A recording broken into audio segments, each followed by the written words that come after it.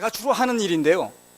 신문 기자들이 무슨 일을 할까라는 게 이제 TV 같은 데서 가끔 나오죠. 거기서는 검찰에 조사받으러 오는 사람한테 우르르 몰려들어서 한 말씀 해주세요.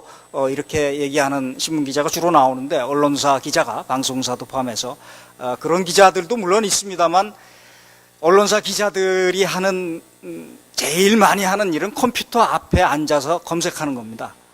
그래서 다른 사람들이 무슨 글을 썼나, 어디서 무슨 일이 벌어졌나, 어떤 뉴스가 있나, 이런 것들을 검색하는 일이, 그러니까 정보를 다루는 사람들이 이제 기자인 셈이죠.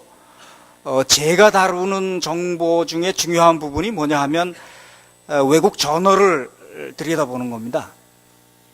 왜냐하면 말하자면 사건 현장에서 오늘 무슨 예비군 훈련장에서 사고가 난 것처럼 중요한 저널에 의미 있는 논문이 발표된 것 자체도 하나의 사건입니다. 그래서 제가 그 사건을 발생하는 사건을 추적하는 심정으로 이제 저널을 검색을 하는데요. 실은 제가 관심 있어 하는 분야는 일반적인, 그러니까 우리나라에서 많이 하는 그런 분야하고 좀 다릅니다. 저는 이런 자연에 관한, 자연학에 관한, 또는 진화에 관한, 동물 행동에 관한 이런 것들을 많이 보는데요. 그런 것들이 사실 우리나라에서는 그다지 하는 사람이 많지 않습니다. 연구 결과도 별로 없고, 우리나라에서는 제가 학교 다닐 때도 마찬가지였는데 돈이 되지 않는 연구는 연구의 값어치가 없다고 보는 그런 경향이 있습니다. 근데 제가 많은 선진국뿐만 아니라 중국이라든가 또는 일본이라든가 이런 나라 연구자들 봐도 돈이 되진 않지만 의미가 있는 일, 가치가 있는 일, 또 자기가 그걸 추구해서 진실을 밝히는 일, 세상의 비밀을 밝히는 일, 이런 것들에 대해서 평생을 바치는 사람들이 굉장히 많습니다. 그리고 그 사람들이 사회에 금전적인 도움이 얼마나 될지 이런 건 아무도 평가를 해주지 않지만 그 사람이 하는 그런 연구 그 자체를 평가하는 그런 분위기가 있거든요. 근데 우리는 그런 쪽에 대해서 너무 무심한 것 같아서 제가 그런 쪽의 저널을 보고 이런 연구들이 있다 하는 걸 몇 가지 좀 소개를 해보겠습니다.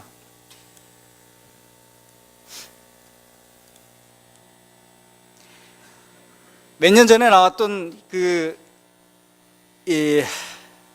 어떤 에포미스라는 딱정벌레하고 개구리에 관한 사진인데요. 이 사진이 뭐 하는 사진으로 보입니까? 그러니까 제목을 달아놨으니까 이게 개구리가 딱정벌레를 잡아먹는 사진이 아니라는 건 금방 알 수 있겠죠. 이 딱정벌레가 이스라엘에 사는 주로 이제 사막 건조지대에 사는 딱정벌레인데 개구리를 전문적으로 잡아먹는 벌레입니다. 그래서 개구리를 어떻게 잡아먹냐 하면 이 딱정벌레 입 근처에 이런 선모 같은 게 있어갖고 그걸로 개구리를 유인을 해서 개구리가 공격을 하는 순간에 그 입을 물고 늘어져 가지고 결국은 개구리를 죽여서 그 체액을 빨아먹는 그런 이제 무서운 벌레입니다. 그러니까 이게 실험한 걸 봤더니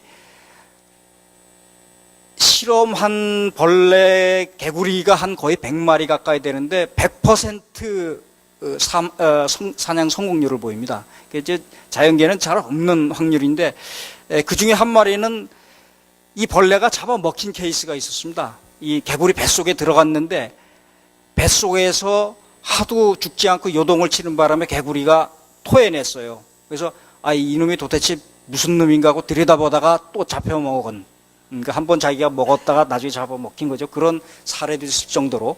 그래서 이거는 진화론적으로도 굉장히 재미난 사례입니다. 이렇게 완벽한 포식자는 없는데, 그렇다면 존재할 수가 없잖아요. 그래서 근데 이 벌레는 이제 성체가 돼서도 개구리를 잡아먹는 걸로 알려져 있는데, 제가 이 기사를 쓰니까 연락이 왔어요. 우리나라에도 그 벌레가 있다. 어떤 사람이 집에서, 그 사람은 개구리를 양식하는 사람인데, 큰 노란테 먼지벌레라는 벌레가 있는데 얘도 똑같이 이 개구리를 사냥한다는 겁니다. 그래서 저는 우리가 흔히 갖고 있는 자연에 대한 초등학교 때 배웠던 편견이 있습니다. 그 편견이라는 게 너무나 단순해서 자연을 이해하는 데는 도움이 안 되는 편견들이 많습니다. 대표적으로 이제 개구리는 벌레를 잡아먹고 뭐 이런 식이죠. 그 다음에 다람쥐는 도토리를 먹고. 근데 그런 다람쥐가 도토리를 먹고 산다는 얘기에 대해서 그럼 도토리가 나지 않을 때는 뭘 먹고 사느냐고 질문을 해야 되는 겁니다. 요새 산에 가면 다람쥐가 많이 있는데 뭘 먹냐면 애벌레를 먹습니다. 벌레를 굉장히 많이 먹습니다. 왜냐하면 벌레가 맛있고 영양가도 풍부하니까. 도토리가 떨어지면 도토리 먹고 도토리를 겨울에 나지만 봄, 여름엔 제가 보기엔 벌레를 더 많이 먹는 것 같습니다. 최근에 이달 초에 사이언스지에 난 논문입니다. 이게 폭탄 먼지벌레라는 건데요. 이 곤충은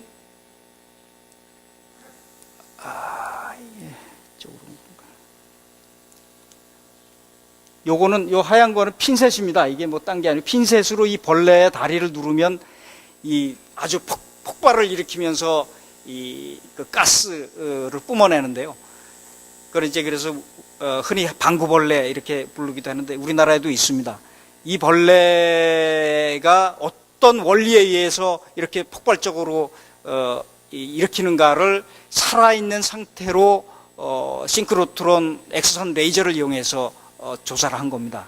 그러니까 이 벌레가 죽지 않은 상태에서 벌레 몸속에서 벌어지는 그 반응을, 그 메커니즘을 다 볼 수가 있는 거죠. 그런 장비의 도움을 받았는데 결국은 거기서 알아낸 게 뭐냐 하면 처음에는 이 벌레가 어떤 근육을 이게 한 초당 1000번 정도 폭발을 일으키는데 마치 내연기관의 이 실린더 안에서처럼. 그런데 그게 근육의 수축이 아니라 어떤 패시브한 저절로 이루어지는 그런 메커니즘을 밝혀냈습니다.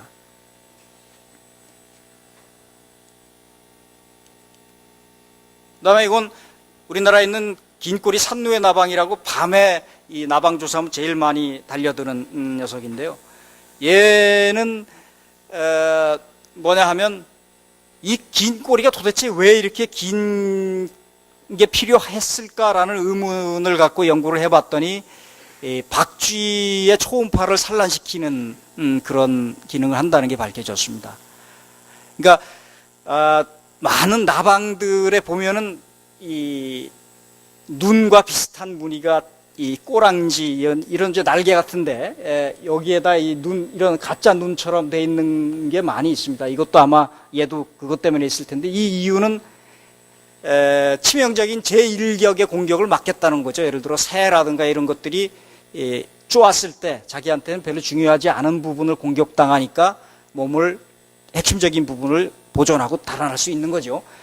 그게 이제 일반적인 곤충의 어떤 이 방어 전략이었는데 그게 한 6천만 년 전쯤에 박쥐가 등장하면서 깨진 겁니다. 박쥐는 이 시각이 아니라 청각으로 먹이를 잡거든요. 그래서 그 후에 이 나방들이 방어 수단이 시각적인 거에서 이제 청각적인 방어 수단이 나옵니다. 그래서 예를 들어 박각시 나방 같은 경우는 자기 생식기를 배에다 문질러 갖고 이 방해 전파를 뭐 낸달지 하는 그런 게 있었는데 이 긴꼬리 누에나방은 이제 이런 긴 꼬리로 그런 거를 했던 거죠.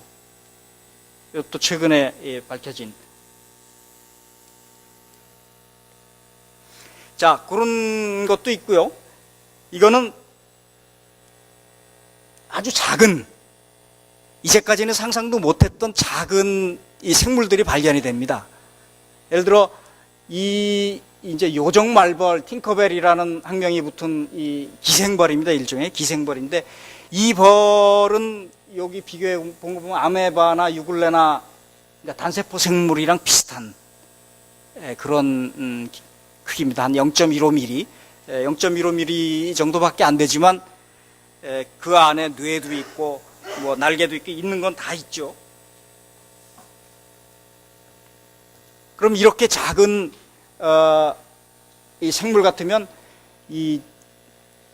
그런데 날개 모양을 보더라도 날개가 완전히 다르잖아요, 일반 곤충이랑. 그러니까 이렇게 다른 이유는 이 작은 생물이 사는 공간 자체가, 환경 자체가 아주 다르잖아요. 공기의 밀도라든가 이런 것들이 다르기 때문에 거기에 적응해서 이제 이 몸의 구조도 달라지는데, 이런 것들도 굉장히 요새 연구가 많이 되고 있는 분야입니다. 그 다음에 곤충뿐만 아니라 이거는 이제 척추동물에서 가장 작은 개구리인데, 얘는 한 7mm, 7.7mm 정도 되는 그 개구리입니다. 척추동물 중에 제일 작고, 얘네가 주로 많이 발견되는 게 이제 파푸아뉴기니에서 발견되는데요. 이렇게 작다 보니까 얘네들은 일반 개구리하고 전혀 다른 삶을 삽니다. 그러니까 먹이도 곤충을 잡아먹는, 곤충과 같은 크기니까 거의 잡아먹기 힘들겠죠. 땅 속에 있는 그 미소한 생물을 잡아먹는달지, 또 울음소리 자체가 거의 곤충 귀뚜라미가 우는 소리 같아서 여지껏 한 번도 그런 낙엽 위에 사는 개구리가 있을까 싶었는데, 이 열대림의 낙엽층에서 이런 신종 굉장히 작은 초소형 개구리들이 1년에 이제 발견이 이루어지고 있고요. 알도 물속에 낳는 게 아니라 나무에다 한두 개씩, 한두 개씩 나뭇잎에다가 낳고 뭐 이런 좀 특이한 생식 방법을 보이는 게 있습니다. 여러분, 흔히 이 지구상에서 가장 큰 생물을 꼽아라 그러면은 이 흰긴 수염고래, 대왕고래를 꼽지 않습니까? 대왕고래가 사실은 지금 현재 지구상에서 가장 큰 동물일 뿐 아니라 지구 역사상 존재해왔던 생물 중에서도 가장 큽니다. 지구 역사상 존재했던 동물의 95%가 다 멸종한 거고, 그 많은 동물 중에서 예컨대 공룡도 포함되어 있을 텐데, 공룡 중에서도 지금의 대왕고래만큼 큰 동물이 없습니다. 그러니까 우리가 지금 대왕고래를 볼 수 있다는 것은 지구 역사에서 굉장히 혜택을 받은 그런 기회인 건데요. 사실은 크기로만 따졌을 때 대왕고래보다 더 큰 게 바로 이 아밀라리아라는 그런 생물입니다. 미국 오레곤주에서 발견됐는데, 얘는 사실 균류입니다. 균류. 그러니까 곰팡이가 이게 몸집이고, 이 생식기관으로 이제 이 버섯입니다. 버섯이 생겨날 텐데, 얘네들의 이 어떤 이 면적이 여의도의 한 3배 정도 되는 그런 면적이고, 무게는 한 600톤, 나이는 1200살 그 정도 됩니다. 그러니까 과연 이게 유전적으로 하나의 개체이기 때문에 제일 크다 하지만, 실은 그 개체의 개념이 사실 균류까지 적용되느냐 하는 건 좀 논란의 여지가 있을 수 있겠죠. 물고기 중에서는 얘네가 굉장히 큽니다. 이제 특이하죠. 산갈치라고 가끔 이제 바닷가에 밀려서 죽은 채로 발견되면 이제 신문에도 나고 하는 건데, 얘네는 한 지금 7m짜리 굉장히 큰 산갈치였었는데요. 이런 것들이 예전에는 뭐 용왕이 보낸 거라든가, 또는 지진, 후쿠시마 같이 큰 지진이 났을 때 바다에서 뛰쳐나온다 뭐 이런 얘기가 있었는데, 최근에는 심해에 이 석유라든가 자원 탐사를 많이 하면서 이런 심해에 알려지지 않았던 생물들이 이제 실제 촬영되는 그런 것들이 자주 있습니다. 그런데 이 산갈치 같은 것도 얘는 이제 멕시코만에서 이 원격 탐사선으로 촬영된 건데요. 그러니까 이런 아주 아름다운 그런 모습을 볼 수가 있고요. 이거는 사실은 갈치입니다. 여러분들이 갈치는 항상 죽은 상태로만 보셨을 텐데, 살아있는 상태의 갈치는 서 있습니다. 이렇게 물속에. 서서 이제 지나가는 물고기를 노리는 뭐 그런 갈치뿐만 아니라 그런 게 이거는 우럭입니다. 우럭도 칙칙한 게 아니라 이제 살아있는 상태에서 상당히 아름답죠. 우리는 그래서 이 자연에 대한 이해가 실은 부족할 때가 많습니다. 일반적으로 우리가 자연에서 벌어지는 일을 기반으로 이제 뭐 비유도 하고 그러는데 잘못 쓰이는 대표적인 예로 저는 이 메기 효과 이걸 드는데, 메기 효과라는 게 뭐냐 하면 미꾸리나 미꾸라지를 잘 건강하게 운반하거나 키우기 위해서는 그 천적인 메기랑 같이 두면 애들이 정신을 바짝 차려가지고 더 사망률이 떨어진다, 더 잘 자란다, 건강하다, 이런 이제 얘기인데요. 그래서 무슨 정치판의 메기라니 뭐 이런 이제 비유가 많이 나옵니다. 근데 실은 제가 그래서 메기의 생태에 관해서 이제 조사를 좀 해봤더니 그거는 전혀 근거가 없는 얘기입니다. 그러니까 오히려 정반대로 포식자가 주변에 있다는 단서, 무슨 냄새가 맡겨진달지, 그렇게 되면 그 생물의 이 면역력이라든가 이런 것도 떨어지고 어떤 식욕도 떨어지고 그래갖고 사망률이 오히려 늘어납니다. 그러니까 이런 어떤 매기론 이런 것들은 우리들이 갖고 있는 스트레스나 억압이나 이런 것을 좀 찬양하는 쪽으로 이용하는 게 아닌가 그런 생각이 들 정도입니다.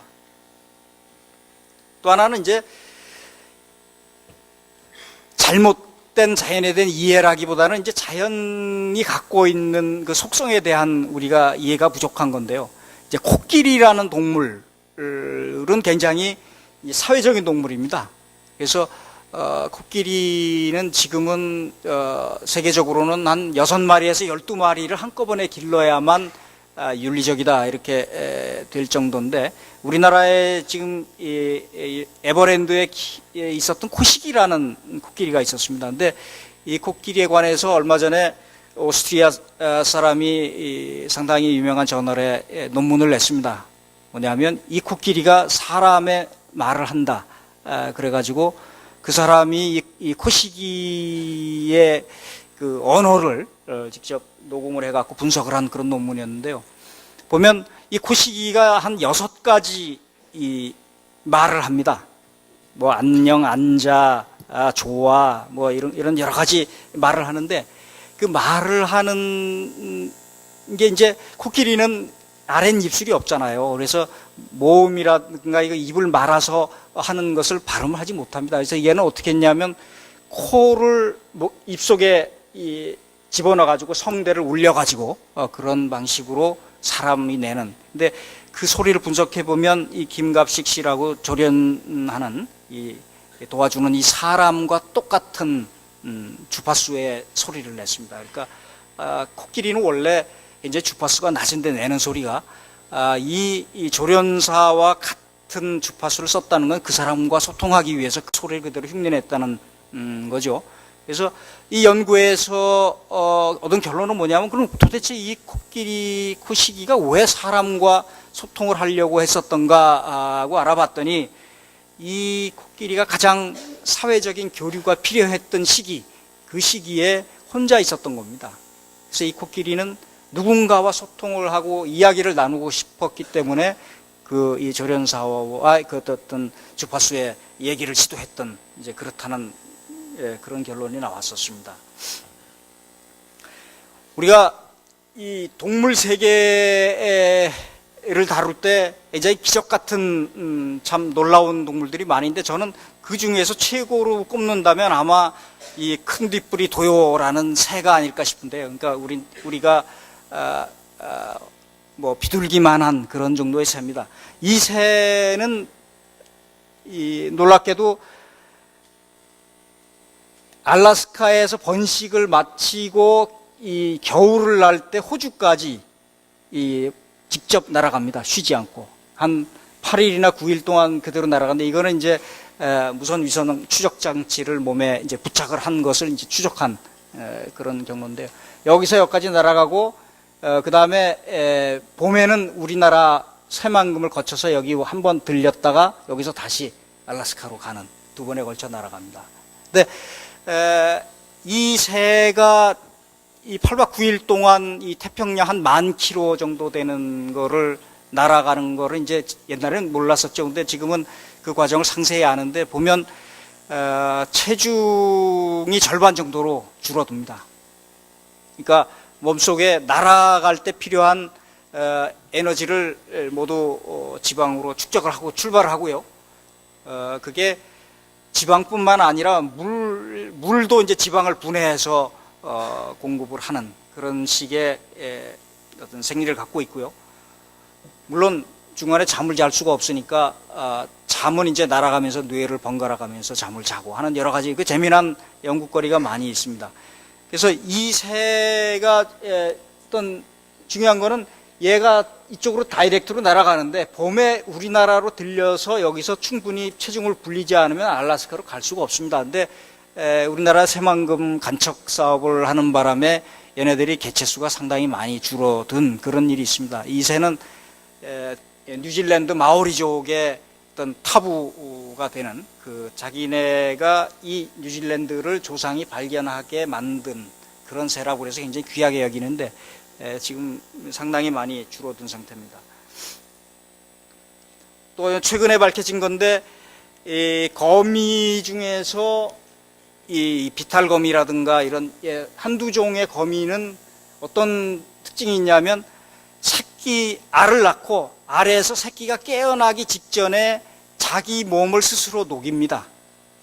그러니까 효소가 분비돼서 소화가 되는 거죠. 그래갖고 새끼가 알에서 깨어나자마자 그 어미의 체액을 빨아먹고 자라고 어미는 이제 이렇게 미이라처럼 되는 이런 식의 생존 전략을 펴는 그런 거미도 있습니다. 또 우리나라에 있는 이 꽃뱀이라고 하죠. 유혈목이라고 하는데 이 뱀은 최근에 이제 일본 사람이 밝혀냈는데 유혈모기의 독을 어디서 구하느냐? 얘가 이제 독이 그 자체로는 없습니다. 그러니까 알아봤더니 그 독은 두꺼비를 잡아먹어서 그 두꺼비의 독이 이제 올라오는 거로 밝혀졌어요. 그러니까 두꺼비가 없는 지역의 유혈모기는 이 독이 없습니다. 그러니까 그런 식으로 이제 독을 차용하는 그런 셈이죠. 자, 이런 동물 세계에 굉장히 우리가 몰랐던 그런 것들이 굉장히 많이 밝혀지고 있습니다. 그런 뭐 제가 따라가기 힘들 정도로 밝혀지고 있는데 그런 자연이 갖고 있는 여러 가지 신비로운 것 자체가 사실은 그 토대 자체가 흔들리고 있죠. 그거는 이제 어떤 사람 때문이기도 한데 오늘 주제가 자연과 인간의 공존 그랬지만 사실은 그 제목 자체는 논리적으로 맞지가 않은 거죠. 사람도 자연의 일부인데 그것이 별개인 것처럼 기술인데 사실상 지금 우리가 만들어내는 여러 가지 문제는 대부분 자연을 인간과 격리시키는 그런 과정 속에서 생기는 문제라고 생각합니다. 그래서 저는 반대로 그럼 인간이란 동물은 어떤 동물의 관점에서 봤을 때 도대체 어떤 특징을 갖고 있는 생물인가 하는 그런 걸 한번 몇 가지 살펴봤습니다. 우선 이 중에서 다이어트를 하고 계신 분이라면 좀 희소식일 수가 있는데 사람의 지금 현재 여러분의 체중에서 한 1kg에서 2kg 정도는 여러분의 것이 아닙니다. 그거는 우리 몸에 있는 한 100조 개체 정도의 그 미생물들이 있는데 뭐 세균이나 바이러스나 균류나 이런 것들 원생동물이 있는데 그런 것들이 합치면 대개 한 1, 2kg 정도 무게가 된다고 그래요. 최근에 미국 NIH에서 아주 관심을 가지고 연구를 해서 한 10년 동안 제2의 게놈 사업으로 추진했던 사업이 바로 인체의 미생물을 파악하는 것이었습니다. 인체 미생물의 게놈을 파악하고 어떤 그것들이 갖고 있는 기능이 뭔가 이런 것들을 많이 연구했는데요.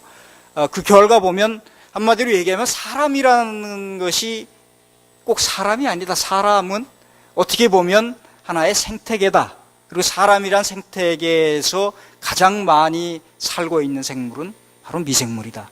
그런 결론을 얻을 수 있다고 합니다. 그러니까 사람 측면에서 본다면 사람이 건강하기 위해서는 사람 몸에 살고 있는 그런 미생물들의 균형, 어떤 종류가 살고 그 미생물들이 어떤 물질을 만들어내고 하는 것들을 잘 알지 못한다면 사람의 건강도 유지 못한다, 뭐 이런 얘기가 될 수 있겠는데요. 반드시 건강뿐만 아니라 예를 들면 뭐 사람의 피부 미용이라든가 이런 것들 다 이제 미생물과 관련이 있다는 얘기가 나오고, 비만도 사람 몸에 어떤 종류의 미생물이 사느냐에 따라 달려 있다, 그런 얘기도 나옵니다. 왜 어떤 사람은 물만 먹어도 살찐다고 하잖아요. 근데 실은 우리 대장 속에 미생물이 제일 많이 살거든요. 미생물이 제일 많이 사는 데는 이제 대장, 그 다음에 이 입 속, 코 속, 뭐 생식기 이런 데 이제 많이 사는데, 그런데 미생물을 단순히 이제 청결하게 한다고 해서 다 죽이는 것 자체가 어찌 보면 우리 몸의 어떤 생태학적인 조절 기능을 다 없앨 수도 있다. 이제 그런 얘기가 되는 셈이죠. 재미난 거는 아직 이제 이건 한창 지금 연구가 되고 있는 건데, 지금까지 어떤 가설로 유력하게 제기되고 있는 것 중에 이런 것들이 있습니다. 아기를 낳을 때 제왕절개를 통해서 낳는 아기하고 산도를 통해서 분만하는 아기하고 그 아기 몸의 미생물 분포가 다르다는 겁니다. 뭐냐면 이 출산을 앞둔 여성들의 산도에 이제 어떤 새로운 미생물들이 분포를 하는데, 제왕절개를 한다면 그 산도를 거치지 않고 아이가 태어나기 때문에 그 아기에게 무언가 미생물이 부족한 게 있을 수 있다는 거죠. 그래서 과연 이제 그게 어떤 영향일지 결론은 아직 나지 않았습니다만 여러 가지 가설들이 나오고 있습니다. 또 우리가 이제 뭐 토끼를 기르거나 그럴 때 있죠. 토끼가 새끼를 낳을 때 토끼 어미가 새끼한테 제일 먼저 해주는 건 뭐냐면 자기 똥을 먹입니다. 왜 그러냐면 토끼 어미의 똥 속에는 이 소화를 시킬 수 있는 미생물들이 잔뜩 들어있잖아요. 대장균이. 그러니까 새끼에게 대장균을 접종시키는 거죠. 그러니까 그런 식의 것을 사람도 이제 해주는 게 아니냐. 그걸 안 했을 때는 무슨 일이 일어나겠느냐. 이런 것들을 연구하는 거죠. 실제로 모유를 분석을 해봤더니 모유 속에는 아기가 분해하지 못하는 그런 당분이 포함되어 있다고 합니다.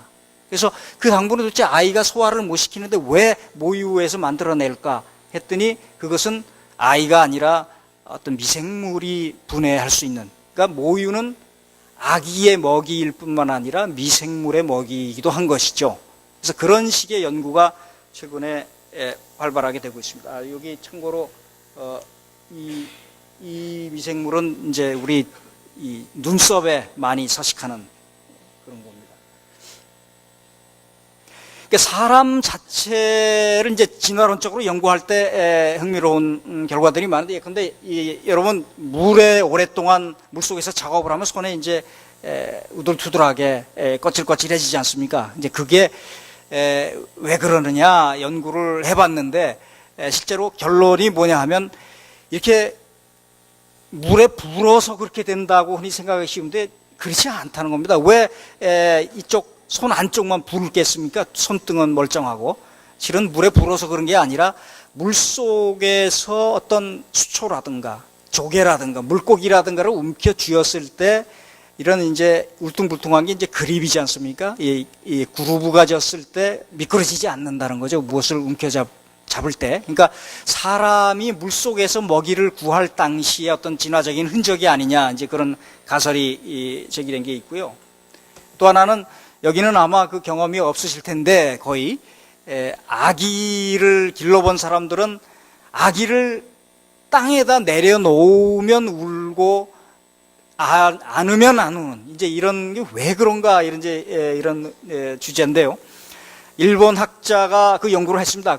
연구를 했더니 쥐를 가지고 연구를 해봤더니 쥐를 어미가 들어 올리면, 물어서 들어 올리면 쥐는 갑자기 이제 얌전해지는 거예요. 왜 그러냐면 둥지를 이동하는 그런 걸로 받아들이는 거죠. 그래서 둥지를 뭐 보통 이동하는 게 아니라 좀 위기가 닥쳤다든가 그런 거 아닙니까? 그럴 때 바둥거리지 않고 차분해지고 심장박동도 떨어지고 스트레스 호르몬도 줄고 하는 이런 과정들이 보이는 거죠.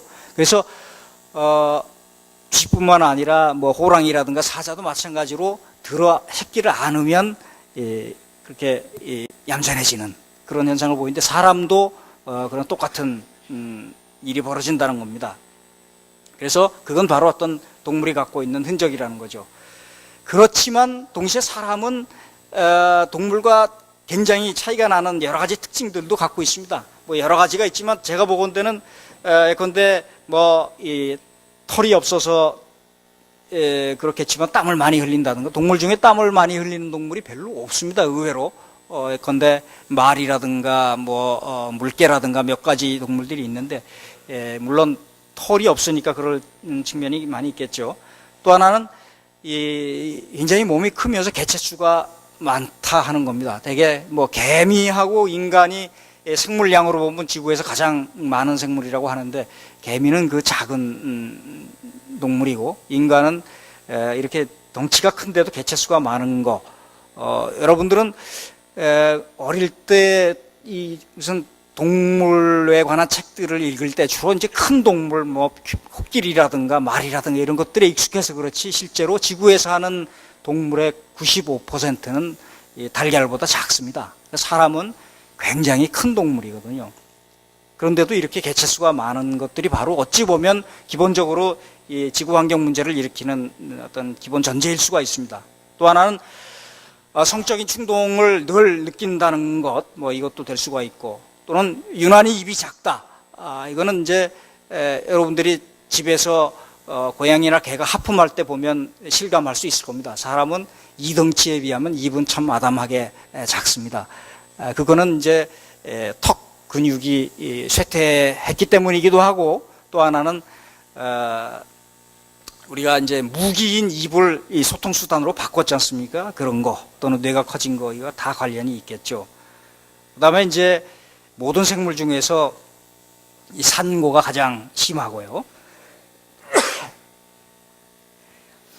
자, 이런 것 중에서 이 환경에 가장 큰 영향을 미치는 건 바로 인구가 많다, 몸이 큰데 인구가 많다, 이런 측면일 겁니다. 상어는 자기 입에 들어가면 뭐든지 먹거든요. 그가 뭐 종류를 가리지 않습니다.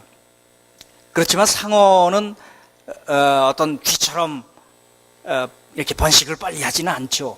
근데 사람은 상어처럼 닥치는 대로 먹으면서 쥐처럼 번창한다. 이제 그런 얘기를 하면서 뭐 이런 그림도 이제 어떤 환경사학자가 사람은 쥐의 식성을 가진 상어라는 그런 표현도 했었는데 실제로 그런 것 때문에 지구 자체에서 어떤 벌어지고 있는 일들이 굉장히 많습니다. 어떤 지표적인 것만 보더라도 지구의 이제 에너지의 근본이 광합성일 텐데 광합성의 한 3분의 1 정도가 인간을 위해서, 그러니까 사람이 먹을 농작물이나 이런 걸 위해서 쓰고 있고요.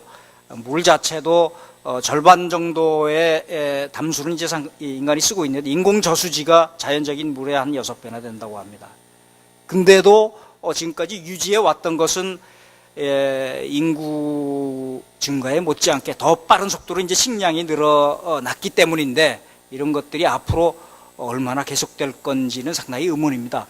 우리가 지금 자연에서 채취해서 먹을 수 있는 유일한 식량 자원은 물고기입니다. 그러니까 수산업이 야생 상태에서 우리가 채집해서 먹는 마지막으로 남아있는 자원인데 그것도 이제 금세기 중반 가면 그런 대대적인 큰 어업은 이제 사라질 거다, 그런 얘기가 상당히 권위 있는 잡지에서 나오고 있습니다. 그래서 사람들은 이제 지금 시대가 지질학적으로 구분되는 새로운 이제 인류세 엔스로포신이라고 규정을 해야 되는 게 아니냐, 이런 얘기가 지질학자들 사이에서 진지하게 나오고 있습니다. 그 이제 가장 큰 이유 중에 하나는 기후 변화죠. 지구에 살았던 이 생물 중에서 기후를 바꾼 그 유일한 처음으로 등장한 생물이 바로 사람입니다. 이거에 최근에 노아가 발표한 그래프인데요. 지난 5월 초에 이제 400ppm을 처음으로 월간 평균 지구 평균이 400ppm을 넘어섰습니다. 이거는 아마 수백만 년 동안 없었던 가장 높은 이산화탄소 농도죠. 그래서 그것이 갖고 있는 뭐 여러 가지 효과는 뭐 말할 것도 없고요. 지금 이 다이어그램을 보면은 지구가 허용할 수 있는 한도를 어느 정도나 넘어섰느냐 하는 그것과 관련된 건데, 지금 한도를 넘어선 가장 심각한 것은 생물 다양성 감소입니다. 그 다음으로 심각한 거는 영양분 과다입니다. 이거는 이제 많이 알려져 있질 않은데, 영양분 과다라는 건 뭐냐면 질소나 인 같은 그 영양분이 지나치게 자연에 많다는 겁니다. 그러니까 기본적으로 그 질소나 인은 자연에 아주 부족한 영양분이거든요. 그러니까 우리 어르신 세대에는 시골에서 동네에 사랑방에 놀러 갔다가도 화장실 갈 일이 있으면 자기 집에 가서 소변이나 대변을 봤습니다. 왜냐하면 소변이나 대변에는 질소와 인이 많이 들어있거든요. 질소, 인은 그렇게 귀한 비료 자원인데, 지금은 자연에서 뿌리옥 박테리아가 합성하는 거나 이 천둥 번개로 만들어지는 거나 하는 이런 자연적으로 생기는 질소보다도 사람이 이 화석 연료로 만드는 그 질소 비료의 양이 거의 비슷하거나 많은 그런 단계에 와 있습니다. 그래서 지구 자체가 과영양화 상태에 놓인 여러 가지 문제를 파생하는데, 그런 것들이 이제 중요한 이유 중에 하나고요. 그 다음에 이제 기후 변화는 아직 지구의 한도를 넘어선 건 아니지만 그 다음으로 이제 심각한 문제가 되겠죠. 그 다음에는 지구 산성화, 바다의 산성화라든가 그런 것들이 문제가 있습니다. 다른 오염 문제라든가 이런 것들보다는 지금 얘기한 이런 것들이 가장 심각하죠. 그런 것들이 바로 이제 우리가 이제 인류의 지질학적인 시대 구분조차도 달리해야 될 그런 단계가 왔다는 겁니다. 또 하나는 뭐냐 하면 우리의 어떤 소비와 관련된 겁니다. 그 중에서도 특히 식생활 자체가 문제가 되는데요. 육식에 관한 겁니다. 실은 저는 채식주의자가 아닌데요. 늘 채식주의를 제가 강조한 적은 한 번도 없습니다. 근데 제가 육식을 하더라도 불편해야 된다라고 생각을 하는 편입니다. 사실은 그런 생각을 하게 된 게 몇 년 전에 이런 식품과 관련한 기획을 하느라고 국내에 취재를 쭉 다녀봤습니다. 다녀보면서 제가 느낀 게 바로 그렇습니다. 그런데 이 사진에 있는 이 닭이 사주된 이제 닭이라고 하기엔 병아리 태가 아직 이제 남아 있는 이런 상태인데, 얘가 이제 죽기 한 주일 전 단계거든요. 제가 이 경기도 화성의 도계장에서 찍은 건데, 여기가 이제 도계장 중에서도 제가 농림수산부에 요청해서 관리가 제일 잘 된 위생적인 해썹이 적용된 데를 소개해달라 그래서 취재를 갔습니다. 이 농장 안에 3만 마리의 닭이 이제 길러지고 있었는데요. 이 닭들은 말하자면 이제 대개 한 5주 정도 기르면 조금 아까처럼 돼서 그 다음에 이제 도계장으로 갑니다. 4주, 5주. 그러니까 4, 5주 지나면 싹 없어지고 또 새로운 병아리가 집어넣고 사료를 넣고 하는 작업인데, 여기가 왜 이렇게 꼼꼼하냐 하면, 날이 밝으면, 빛이 많으면 병아리들이 놀기 시작합니다. 그럼 놀면 체중이 떨어지기 때문에 아주 꼼꼼하게 하고, 제가 문을 열고 들어가니까 그 문에서 햇빛이 비치는 동네에 있던 병아리들이 막 놀기 시작하더라고요. 그러니까 이 놀지 못하게 하는 그런 건데, 왜 그럼 이 사주냐? 미국이나 유럽에서는 한 6주 키웁니다. 근데 그거는 우리가 닭을 어디에 파느냐에 이제 달려 있는 거죠. 닭을 주로 우리는 삼계탕이라든가 무슨 닭튀김 하는데 그게 마리당 받을 수 있는 가격의 한도가 있기 때문에 대개 이제 4, 5주 여기에 맞춰서 닭을 기르는 것 같습니다. 그래서 이 단계를 지나가면 이제 충분히 크면 그 다음에는 이제 도개장으로 가는데, 도개장에는 이제 닭을 다 거꾸로 잡아서 이 컨베이어 벨트에 매달아 가지고 쭉 이동을 시킵니다. 제가 이 도개장은 잘 안 보여주려고 그럽니다.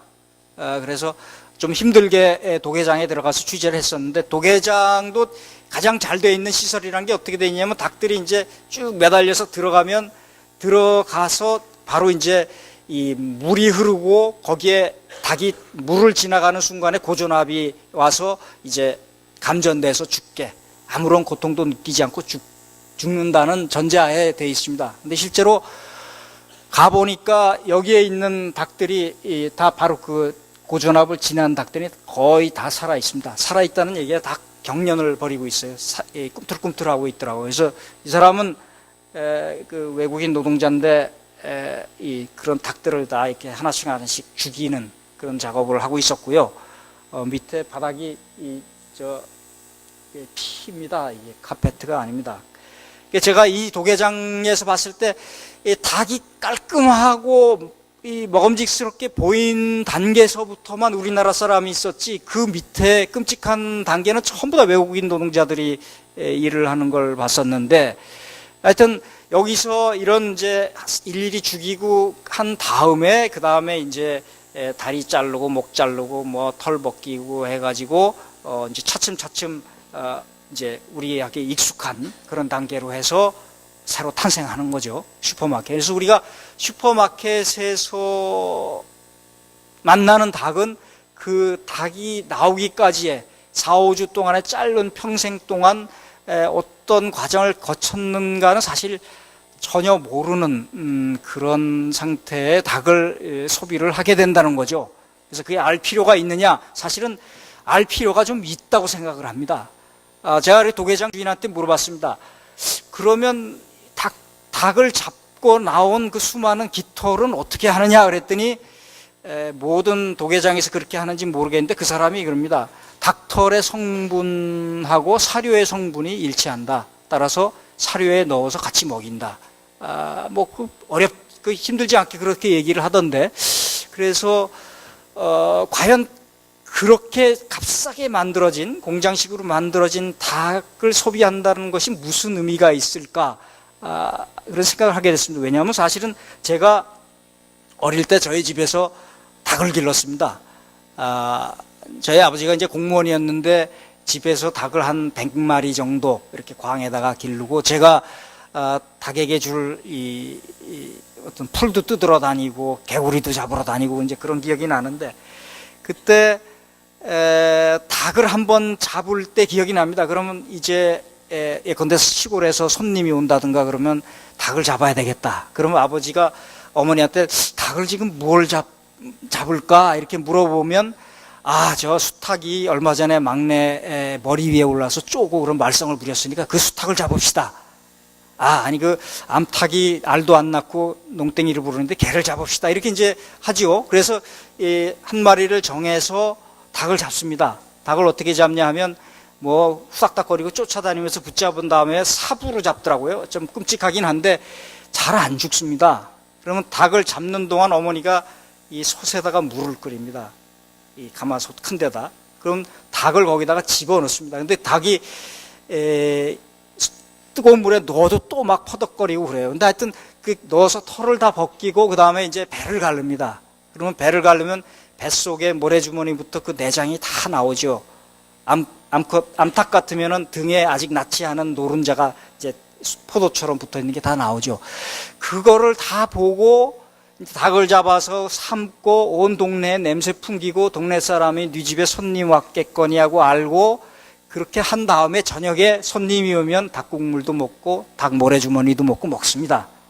그러면 아까 공장식으로 4주 만에 잡은 그 닭의 맛하고 이렇게 한 마리 잡아서 하루 종일 끓인 닭의 맛하고의 차이는 뭘까요? 사실은 없습니다. 그러니까 엄밀히 말하면 뭐 주관적으로는 후자가 더 맛있다고 느끼게 되겠죠. 그거는 뭐 손맛이라고 할 수도 있고 뭐 다른 기억이 얽힌 것도 있을 수도 있는데, 중요한 건 뭐냐면 화학적인 성분으로는 공장에서 만든 닭이나 이런 어떤 방사식으로 만든 닭이나 거의 똑같다는 겁니다.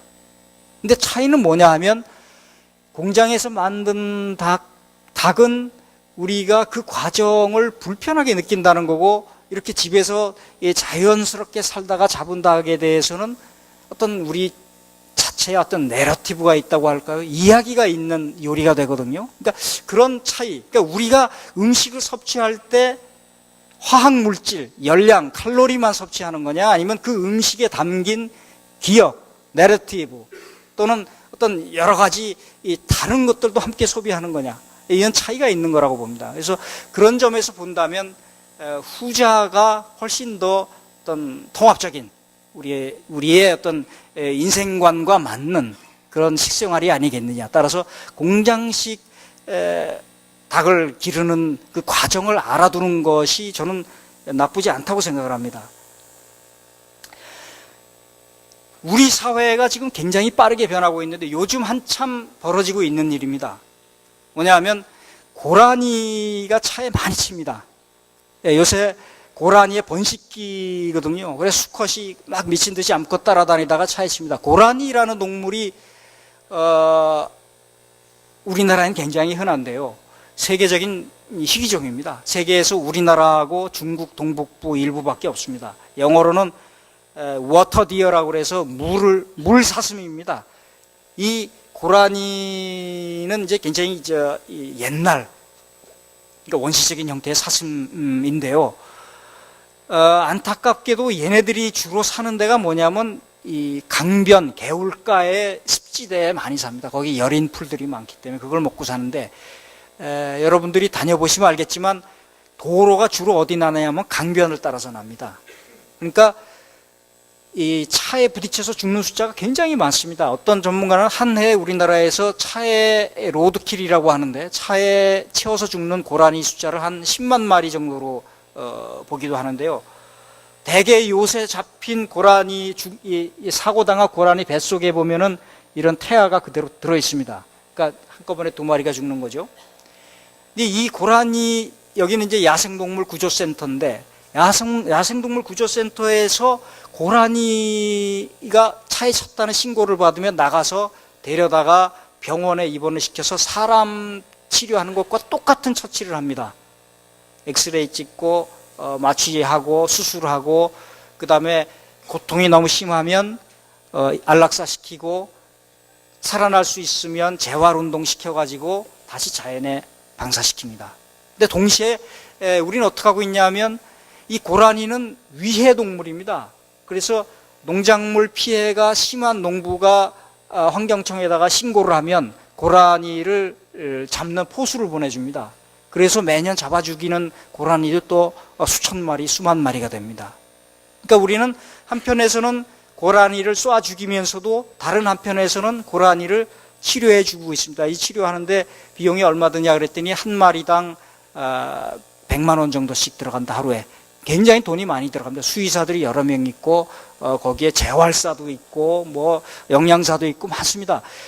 그럼 이게 모순되는 거 아니냐? 그렇지 않습니다. 그게 세상이 바뀌고 있는 겁니다. 무슨 얘기냐 하면, 우리 사회에는 농부도 있고, 그런 자동차를 몰고 가다 고라니가 다쳤을 때 그 고라니를 치료해 줘야 내 마음이 불편하지 않겠다라는 사람도 있는 겁니다. 두 사람 누가 옳고 누가 그르다고 얘기할 수 없습니다. 제가 보기엔 다 옳습니다. 그러니까 농부를 위해서 고라니를 쏴 죽이면서 개체수를 조절은 하지만, 동시에 내 차에 치여서 또 다른 차에 치여서 고통받는 고라니가 고통에서 벗어나게끔 도와주고 싶은 마음, 또 그걸 위해서 수의사가 도와주는 것도 굉장히 온당한 거고, 세상이 그런 쪽으로 이제 바뀌고 있다는 그런 말씀을 드리는 겁니다. 물론 까치도 여기 단골 입원 환자고요. 똑같이 처치해 줍니다. 얘는 그 배 쪼아먹고 이래서 농부들은 굉장히 싫어하죠. 게다가 우리는 이번에 춘삼이랑 2마리 다시 또 방류했죠. 몇 년 전에 이 제도리를 돌려보냈지 않습니까? 사실은 이 제도리를 이 돌고래 쇼를 안 한다는 게 서울동물원에는 엄청난 타격을 주는 일이었습니다. 돌고래 쇼를 보러 온 사람이 서울동물원 입장객의 한 3분의 1 정도 됩니다. 그러니까 돌고래 쇼를 중단하니까 입장객 수입이 3분의 1이 줄어든 겁니다. 굉장히 큰 결정이었죠. 근데 사람들이 이제는 돌고래라는 영리한 동물이 얼마나 멀리 다니는가를 알거든요. 제도리를 방류했을 때 아마 누가 재보진 않았지만 제주도를 거의 한 바퀴 돌았을지도 모릅니다. 남방 큰 돌고래가 제주도를 뺑뺑뺑뺑 돌거든요. 그런 동물을 이 돌고래로 본다면 거의 목욕탕 같은 풀장에 가둬 놓고 있는 거는 참 안 된 일이죠. 물론 그 간단한 얘기는 아닙니다. 제가 그때 이 제도리 담당 조련사하고 여러 돌고래 전문가하고 박원순 시장하고 다 같이 직접 사회를 본 적이 있었는데 그 자리에서 담당 조련사가 막 울더라고요. 그래서 무슨 얘기를 하냐면 나는 일반 사람들이 제도리를 학대한 주범처럼 얘기하는데 그렇지 않다. 나는 제도리를 진정코 좋아했고 제도리도 나를 따랐다. 그런 이제 억울한 마음을 토로를 하더라고요. 근데 저는 그 사람 얘기도 일리가 있다고 봅니다. 근데 기본적으로 우리가 뭐 스톡홀름 증후군인가요? 그런 것도 있지 않습니까? 납치됐을 때 항상 비탄에만 잠겨 있는 건 아닙니다. 의존하게 됩니다. 자기를 납치한 사람을. 그렇기 때문에 그런 측면도 분명히 고려를 해야 된다고 생각합니다. 요즘 제가 지금까지 얘기했던 뭐 포유류라든가 무슨 침팬지라든가 돌고래라든가 이런 영리하고 이 지능이 높은 걸로 알려진 동물들만 문제가 되는 건 아닙니다. 지금 유럽이나 북미 같은 데에서는 이제 어류는 이 포유류나 조류보다는 한 단계 이 대뇌가 덜 발달해서 대뇌 피질이 덜 발달해서 고통을 사람처럼 덜 느낄 거다 이렇게 얘기를 했는데 실은 논란이 아직은 있습니다만 다른 동물이 사람처럼 고통을 느낄지 안 느낄지를 정확히 아는 거는 그 고통은 주관적이기 때문에 굉장히 어렵습니다. 그런데 지금 현재 얘기는 동물도 특히 이 물고기도 고통을 느낀다는 걸 대부분 공감을 합니다. 그러니까 왜 우리가 흔히 얘기하기를 붕어는 머리가 나빠서 낚시에 걸린 다음에 뭐 1분 만에 다시 문다고 그런 얘기 하잖아요. 그건 말도 안 되는 소리입니다. 그건 제가 직접 확인해 봤는데 물고기가 낚싯바늘에 물리면은 굉장히 고통스러운 표시를 하고 몸의 호르몬 분비라든가 심장 박동이라든가 이런 거 굉장히 달라집니다. 직접 고통을 느끼고 밥을 상당 기간 안 먹습니다. 그리고 예를 들어 이제 플라이 낚시하는 사람들도 보면 낚싯바늘에 한번 물렸던 산천어나 열무어는 일주일 동안 물지 않는다고 합니다. 왜 안 물겠습니까? 고통의 기억을 갖고 있다는 거거든요. 그래서 요즘 뭐 우리나라에서는 아직 먼 얘기지만 유럽에서는 물고기를 그렇게 낚시로 잡아서 이제 그물로 대량으로 잡아서 막 쏟아부어서 질식해서 죽이는 방법 말고 좀 더 인도적으로 죽이는 방법 없을까 뭐 이런 것도 지금 연구를 하고 있습니다. 낚싯바늘에 찔려본 사람 혹시 아실지 모르지만 굉장히 아픕니다. 그래서 어떤 예컨대 이런 미늘 여기 있는 이게 이제 고통의 근원이잖아요. 그 미늘이 없는 낚싯바늘을 쓰자는 운동도 있고 뭐 하고 있습니다. 심각한 거는 척추 동물이 아닌 쪽에서도 사람과 비슷한 고통을 느끼고 고통을 회피하려는 움직임을 보인다는 겁니다. 굉장히 난감한 얘기입니다. 뭐 이런 얘기 우리나라에서 잘못하면 얻어맞을 텐데 하여튼 그런 연구가 나오고 있습니다. 게다가 난감하게 하는 거는 이제 무척추 동물 중에서 이제 낙지하고 문어입니다. 낙지, 문어, 오징어 이런 동물들이 굉장히 똑똑하거든요. 그러니까 두뇌 자체가 인간이나 다른 포유류하고 구조가 비슷한 게 아니라 실제로 미로 실험 같은 걸 해보면 같은 덩치의 포유류 정도의 지능을 보입니다. 학습 능력을 보입니다. 이 사진은 뭐냐 하면 미국에서 실험한 건데 문어 2마리를 놓고 문어 하나에다가는 이 사람은 이제 착한 사람, 그래서 나쁜 사람 역을 맡고 나쁜 사람은 그 문어 만날 때마다 막대기로 찌르고 못 살게 구는 역할을 했고요. 이 착한 사람은 만날 때마다 먹이도 주고 장난감도 주고 해서 아주 착한 이미지를 줬습니다.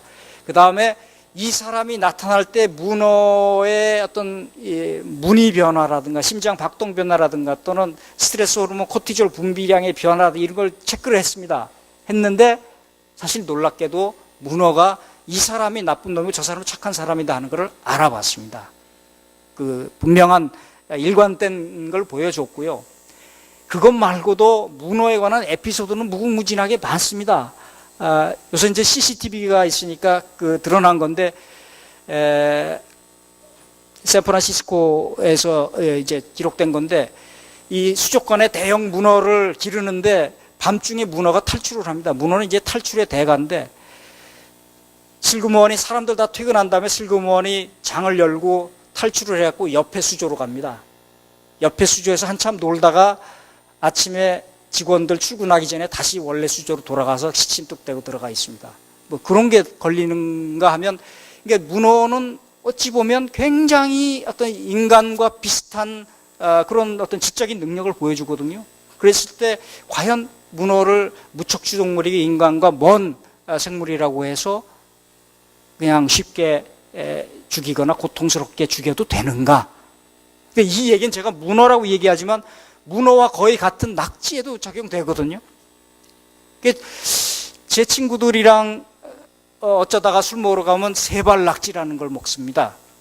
작은 낙지를 이렇게 젓가락에 끼워가지고선 산채로 뜯어먹는 거 있지 않습니까? 그 서양 사람들은 그게 이제 가장 끔찍한 기억이라고 그렇게 얘기를 하긴 하는데, 그렇게 해서 먹는데 예를 들어 제가 이거 나 못 먹겠는데 라고 얘기하면 좀 사내 자식이 뭐 이렇게 이제 대번에 반응이 오는 거죠. 사실 뭐 저는 안 먹습니다. 최근에 이제 안 먹게 됐는데, 안 먹는 제일 큰 이유 중에 하나가 옛날에는 그냥 식품이라고 생각했는데 지금은 이 낙지가 굉장한 고통을 느낀다라는 걸 알고 난 다음에는 잘 입에 안 들어가더라고요. 그래서 이런 문제가 쉽지가 않습니다. 그렇다고 세발 낙지가 사람처럼 고통을 느낀다고 아무도 그런 결론을 낸 적은 없습니다. 그만큼 이제 어려운 분야가 되는 겁니다. 2011년에 우리가 구제역 파동 때 돼지를 한 300만 마리 이렇게 파묻었잖아요. 그때 이 사진에서 보시듯이 다 산채로 묻었습니다.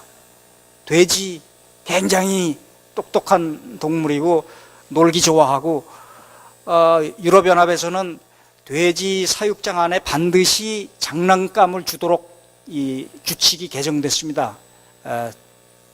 작년부터. 그 장난감 종류까지도 예시를 들었는데, 돼지가 제일 좋아하는 게 쇠사슬입니다. 그래서 우리 위에 쇠사슬을 매달아 놓고 그거 이제 물고 흔들고 제일 좋아하고요. 두 번째로 좋아하는 게 축구공입니다. 그래서 축구공 몰고 서로 다니는 거. 그런 거, 그 다음에 이 마른 지푸러기, 그 다음에 물, 이런 것들에서 행복하게 잘 키워야만 그게 반드시 이제 생산성이 높아져서 병에 잘 안 걸려서 더 우리가 좋은 고기를 먹을 수 있다. 이런 측면뿐만 아니라 그건 이제 한 가지 관점이고요. 또 한 가지 관점에서는 남에게 고통을 주면서 내가 그걸 음식으로 먹을 수는 없다. 뭐 이런 생각도 있고요. 여러 가지 관점이 있을 수 있는데, 분명한 건 뭐냐 하면 좀 더 깨인 사회일수록 그런 문제에 민감하다라는 겁니다.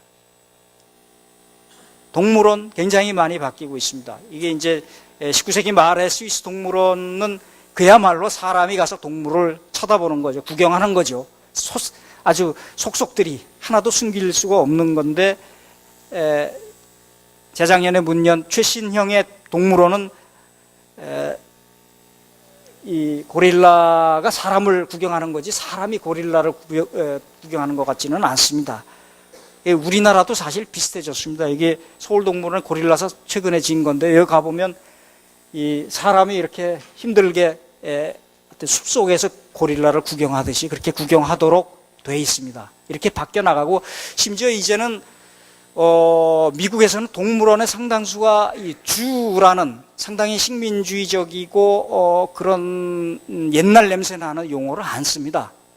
지금은 어떤 생물 종 다양성을 보관하는 그런 장소, 라고 이제 개념이 바뀌고 있는데요. 그런 것도 이제 이런 세대 변화의 하나입니다. 제가 조금 늦어가지고 얼른 서둘러서 마칠게요. 자, 이게 이제 새만금 갯벌 간척을 했을 때 죽은 동죽의 모습입니다. 물이 들어찰 때 이렇게 많은 조개가, 이렇게 많은 생물이 있었다고 한 번도 전 상상도 못했습니다. 우리는 꼭 죽여놓고 나야 그런 줄 알죠. 새만금도 지금 그 땅을 어떻게 쓰는지는 모르지만 과연 그렇게 써야 했을까? 누구나 그렇게 생각을 할 겁니다. 이런 좋은 하천 습지 같은 게 다 없어지지 않습니까? 그 불과 최근의 일이죠. 남들은 80년대에 이미 끝낸 일을 우리는 한 세대 뒤에 그거를 했습니다. 그것도 국가기관이 총동원돼서. 이런 것들이 저는 과연 자연과 공존할 자격이 있는가 하는 그런 의문을 갖게 만듭니다. 이것도 낙동강 한 지류인데 이걸 보고 정부에서는 누런 지방층 같다라고 얘기했습니다. 그 사람들의 미감으로는. 그러니까 이런 똑같은 장소가 이렇게 되어 있습니다. 이게 지방층 제거하니까 훨씬 더 좋습니까? 깔끔합니까? 그러니까 이런 것들이 이제 우리가 자연에 대한 잘못된 생각을 준다는 거죠. 이 사진은 뭐냐 하면 이게 대청봉입니다. 설악산 대청봉이고 이게 중청 대피소인데 요새는 설악산 대청봉을 당일 산행을 합니다. 특히 가을에 단풍철이 되면은 사람들이 어떻게 되냐면 새벽 2시에 출발을 해가지고요. 새벽 한 서너 시에 이 현장에 도착합니다. 새벽 서너 시 되면 아무것도 안 보입니다. 그럼 랜턴 달고 앞 사람만 바라보면서 줄 서서 쫙 올라갑니다.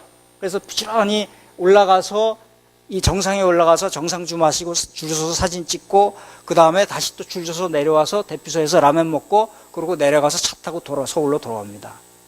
그러니까 이거는 설악산은 우리가 적어도 옛날에는 3박 4일, 4박 5일 정도는 가서 얼마나 자연이 힘든가를 깨닫고 또 내가 얼마나 약하고 그걸 또 내가 극복을 해서 내가 얼마나 대견한지 느끼고 하는 이런 것이 또 산행의 맛인데 지금은 산행은 정복한 기록을 남기는 하나의 소비처럼 바뀐 거죠. 그러니까 우리가 자연을 대하는 자세가 이렇게 바뀐 겁니다. 여긴 지금 구럽도인데 가보신 분 많겠지만 여기도 지금 이 좋은데 다 까뭉개고 골프장 만들겠다고 하다 시민단체 반대로 지금은 이제 잠시 중단한 상태잖아요. 여기에 있는 이렇게 한 번도 손때 안 묻은 이런 해변이 서해안에 지금 남아있는 게 없습니다. 없는데 과연 이게 언제까지 유지될지는 모릅니다. 근데 자연이라는 걸 그러면 손 안 대고 보존한다고 사람이 접근 못하게 하고 그 안에 살던 사람 쫓아내고 그러면 자연이 이상적으로 지켜지겠습니까? 사실은 그렇지도 않습니다. 이게 좀 어려운 점이 있는 건데 그런데 바래봉 요새 한참 지금 조금 지났죠. 바래봉의 산철쭉이 굉장히 유명합니다. 지리산 바래봉입니다. 국립공원 안에 있는데 이 바래봉에 이렇게 산철쭉이 많은 이유를 제가 취재해 보니까 놀랍게도 거기 양이 등장합니다. 1960년대에 박정희 대통령이 뉴질랜드하고 호주를 순방을 합니다. 거기 가봤더니 농민들이 굉장히 잘 삽니다. 그래서 왜 잘 사냐고 물어봤더니 양을 길러서 잘 산다고 그랬습니다. 그래서 비서한테 우리나라도 양을 기를 만한 적지가 있는지 알아봐라. 그랬더니 국립공원 안 바래봉이라는 데가 적지입니다. 그럼 거기 양 목장을 만든 겁니다. 그래서 70년대부터 거기에 양을 이렇게 길렀습니다. 그래서 근데 양은 모든 나무를 뿌리채 다 먹습니다. 그러니까 양을 기르면 우리가 텔레토비라는 전에 영국 어린이극에서 나온 것처럼 산이 다 나무가 없잖아요. 영국 산에 나무가 없는 게 양을 길러서 그렇게 된 겁니다. 그러니까 여기도 텔레토비에 나오는 것처럼 이렇게 됐죠. 근데 양이 유일하게 안 먹는 식물이 철쭉입니다. 왜냐하면 철쭉에 독이 있거든요. 양이 알아요. 그래서 안 먹습니다. 그러니까 어떻게 됐냐면 80년대까지 계속 양을 쳤더니 그 국립공원 안에 산이 철쭉을 빼고 나머지 식물은 싹 다 없어진 겁니다. 그리고 양이 수지가 안 맞으니까 80년대에 중단됐습니다. 목양이. 그리고 나서 90년대, 2000년대 되니까 철쭉이 쭉 자라면서 전국의 철쭉 명소가 됐던 겁니다. 근데 최근에는 또다시 반전이 있는데 양이 없어진 지 몇십 년 되니까 그 다음에 원래 그 지리산에 있었던 식물들이 막 솟아나오기 시작하는 겁니다. 이 철쭉 축제를 가지고 경제적인 소득을 올리던 주민들이 갑자기 당황하게 된 겁니다. 이게 지금 철쭉이 많아야 되는데 엉뚱한 다른 식물들이 많으니까. 그래서 그쪽에서는 철쭉을 더 많이 심고 잡다한 다른 식물을 제거하자고 요구하고, 또 산림당국이나 국립공원 당국에서는 여기는 국립공원 아니니까 다른 국립공원처럼 돼야 된다고 하고, 이런 이제 논쟁이 벌어졌던 겁니다.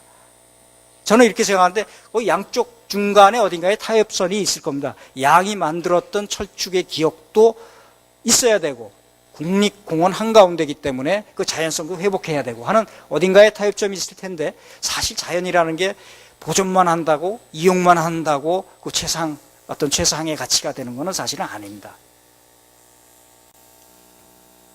또 다른 문제도 있습니다. 이것도 지리산 왕시루봉인데요. 굉장히 핵심적인 지리산의 장소입니다. 여기 이제 이 반달곰이 사는 데인데, 여기도 기독교 유적지가 있습니다. 옛날에 수양관 비슷하게 해서 옛날 그러니까 일제시대 때 기독교인들이 기도하던 그런 건물들이 여러 채 있습니다. 근데 건물이 굉장히 쇠락하고 국립공원 한가운데이기 때문에 이 어떤 증축이나 개축이 전혀 허가가 안 되는 상태입니다. 그래서 기독교에서는 기독교 문화유적으로 보존하자고 하고, 그 다음에 시민단체, 자연보전단체에서는 이건 다 없애고 이 자연을 복원하자고 하고 논란 중입니다, 현재도. 근데 여기에도 어떤 문제가 있냐면, 그때 당시에 이 기독교 유적을 세울 때 주민들이 강제로 동원돼 갖고 무지하게 고생을 했습니다. 거기 외국인들을 다 감아 태워서 올려보내고 이랬습니다. 그렇기 때문에 주민들은 또 반대하는 사람도 있습니다. 그러니까 이런 문제, 사람과 자연이 얽혀져서 여러 가지 문제도 일으키고 또 가능성도 보여주고 하는 이런 것들이 실제 자연의 현 상황입니다. 요새 주목되고 있는 현상이 뭐냐면, 자연이 농촌보다, 그러니까 도시가 농촌보다 생물 다양성이 훨씬 더 풍부하다는 결과가 나오고 있습니다. 특히 선진국 도시를 중심으로. 왜 그러냐 그랬더니, 농촌은 어떤 단일 작물을 이 플랜테이션을 하다 보니까 어떤 다양한 지형이 다 없어진 겁니다. 다 그냥 똑같은 넓은 밭이 돼버리고, 그리고 단일한 작물만 심고, 무엇보다도 비료를 많이 줘서 영양분이 과잉 상태가 됩니다. 영양분이 많으면 생물 다양성이 떨어집니다. 도시는 어떻게 됐냐면 아주 다양한, 그러니까 정원도 있고 공원도 있고 또 심지어는 사막도 있습니다. 어린이 놀이터 같은 사막도 있고 아주 굉장히 다양한 지형이 생겨났고, 비료를 안 주기 때문에 이 영양분도 과잉이 아니고, 또 무엇보다도 농촌의 농민들은 자연에 대해서 상당히 억압적입니다. 다 죽이고 없애고 하는데 굉장히 쉽게 합니다. 제 동생이 귀농한 다음에 1년 있다가 농촌에 갔더니 제일 필요한 게, 형, 내가 상상도 못했던 건데 그 동력톱이야, 이렇게 얘기를 하더라고요. 그 체인톱이 없었으면 농촌 생활이 그렇게 힘들다는 얘기입니다. 농촌 생활이 그렇습니다. 도시에서는 야생동물을 굉장히 아낍니다. 좋아하고 애호하고 먹이 주고 이럽니다. 그러니까 도시가 농촌보다 생물 다양성이 차츰 높아지는 겁니다. 이게 이런 의미가 갖고 있는 거를 우리가 잘 봐야 될 겁니다. 우리는 멧돼지가 나오면 무슨 큰 원수가 나타난 것처럼, 옛날로 치면 무슨 무장공비가 나온 것처럼 추적해서 잡고 그렇게 해야 잘한 걸로 그렇게 이제 생각을 하죠. 베를린엔 멧돼지가 4,000마리나 삽니다. 베를린이 별명이 멧돼지의 수도입니다. 베를린에 사는 멧돼지가, 어떤 사람이 그렇게 얘기하던데, 한국 멧돼지보다 얌전하지 않아요? 천만의 말씀입니다. 베를린 멧돼지도 우리나라 멧돼지 하는 거 다 합니다. 정원 파헤치죠, 쓰레기 뒤집죠, 사람 만나면 들이받죠, 무덤 파죠, 안 할 것 없이 다 합니다. 이게 많이 하는데, 물론 베를린은 우리하고 달리 자연이 녹지가 꽤 넓습니다. 그렇긴 한데 베를린에서는 물론 멧돼지를 쏩니다. 개체수를 조절을 합니다. 그렇지만 기본적으로 우리가 자연 속에서 산다는 것은 어느 정도의 불편과 위험을 감수한다는 얘기입니다. 가상현실 속에서 살지 않는 한 자연은 그러기 마련입니다. 자연은 인간에게 어느 정도의 타자입니다. 그 타자를 완전히 나와 똑같이 한다, 애완동물처럼 만든다, 그럴 수는 없는 거거든요. 그러니까 그런 갈등, 그런 거를 우리는 아직 이제 받아들이지 못하는 거죠. 몇 년 전에 이 철원의 토교저수지에서 있었던 일인데, 여기가 제두루미가 서식하는 굉장히 중요한 서식지인데, 여기에 철원군이 이제 관광객을 유치하겠다 그래갖고 서울에서 얼음 낚시꾼 3만 명을 초청해갖고 여기서 낚시 대회를 연 적이 있습니다. 이제 그 사람들이 보기에는 제두루미든 뭐든 하여튼 당장 돈이 어떻게 됐으면 좋겠다고 하는 건데, 이런 방식에 비해서 우리가 어떤 순천만 같은 데 가보면 굉장히 다르잖아요. 이거 1년에 1,000억 정도의 경제적인 효과를 얻고 있습니다. 이 순천만 사람들이 처음부터 이런 환경을 어떤 생태관광이나 이런 쪽으로 활용하려고 알고 있었던 거 아닙니다. 제가 그 제일 잘 압니다. 제가 1994년도에 순천만에 취재를 가서 기사를 썼는데, 그때 무슨 기사를 쓰러 갔었냐면, 순천만에 대대 갈대밭이라고, 여기 이제 갈대밭이 좋은 게 있잖아요. 대대 갈대밭을 다 없애려고 그랬습니다. 왜 없애냐? 학자들이 가을만 되면 갈대밭에서 뭐 우수와 뭐 굉장히 슬픔과 외로움과 고독과 뭐 이런 우울하고 퇴행적인 느낌의 이 문학작품을 많이 쓰러 여기 오는데, 우리 싹 그런 거 없애고 여기에 최신식 하수처리장을 만들어가지고 밝은 그런 도시 모양을 살리자, 이래갖고 그걸 없애려고 그랬어요. 그때 시민운동이 이제 반대운동을 해서 어렵게 대대 갈대밭을 보존했던 겁니다. 근데 그 보존했던 게 지금 완전히 효자가 돼가지고 이걸로 순천 시민들이 먹고 살지 않습니까? 이제 그런 것들의 인식의 전환이 슬슬 되고 있습니다. 아쉽게 생각하는 건 예컨대 우리나라 서울에서 60년대, 70년대 초까지만 해도 한강에 이 강수욕이라고 그래서 여름에 더울 때는 한 서울 시민이 한 10만 명씩 나와서 강에서 이렇게 놀았습니다. 그렇게 놀 만큼 강에 모래도 풍부했고 물도 맑았고 그랬었습니다.